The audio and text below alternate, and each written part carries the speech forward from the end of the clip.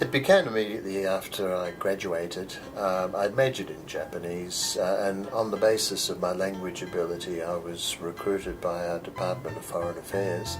And I'd always had just a very positive feeling about Korea, that it was an interesting place. My aunt had visited there. We had, at home, we had Korean pictures on the wall, believe it or not, of Shim Sae-in-dang and so on. So I volunteered, or I asked to be sent to Korea, and in 1973 that's where I went. Back then, well, it was a total of 4 years actually, well, 4.5 years, 2 years in South Korea, 6 months in North Korea, and then another 2 years in South Korea. I really have to say the people, it really doesn't matter where you go, if you really don't feel that you are mixing and enjoying the company of the locals, then a place can never be very attractive.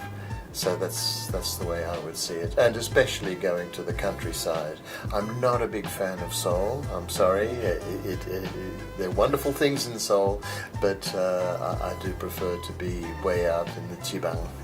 To learn about a country and a people that you do feel a certain affinity towards, and even to develop that kind of affinity is one of the best things that you can do in life, and that's certainly the case with me. So there are all sorts of ways. The number of young Australians who have gone to Korea and carved out a career for themselves in Korea is quite remarkable as well. Well, obviously, the website of the KCC is your one-stop shop. I'd also recommend going to Eastwood Shopping Centre. There are a couple of blocks there that are just full of everything Korean, and especially, food is always a great icebreaker.